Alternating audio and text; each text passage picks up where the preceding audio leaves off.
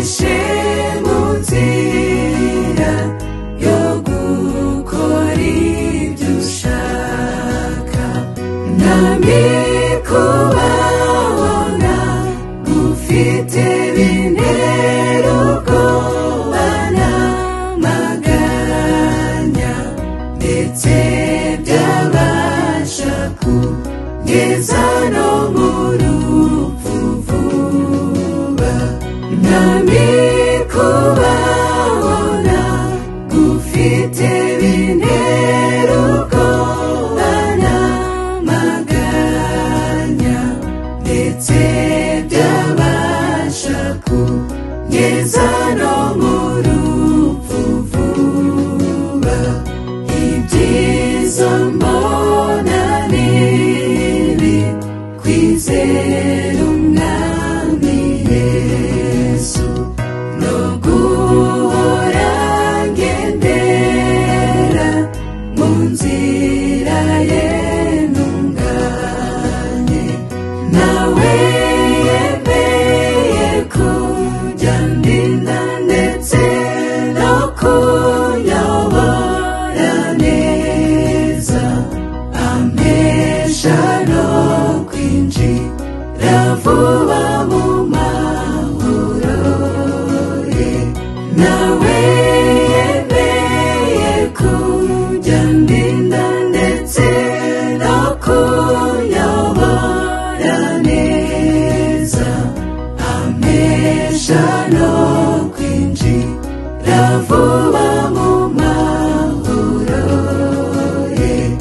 Ubu urugendo mfite n'urwo kujya mu ijuru, umukiza niyari nanjye nkwiye kujyayo, kandi umunsi nzaba ngezeyo nzamuhimbazanye ibyishimo, nzanezezwa n'uko iwe wanguza amaraso, kandi umunsi nzaba ngezeyo nzamuhimbazanye ibyishimo, nzanezezwa n'uko iwe wanguza amaraso.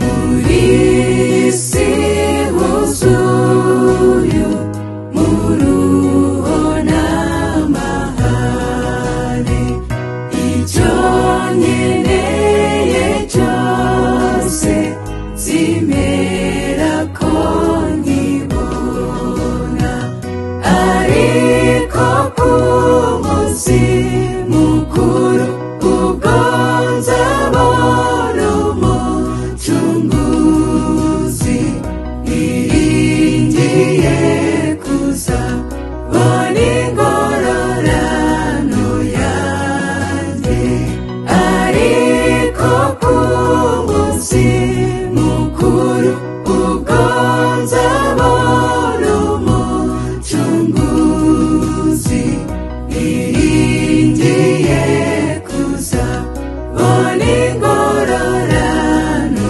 yanjye.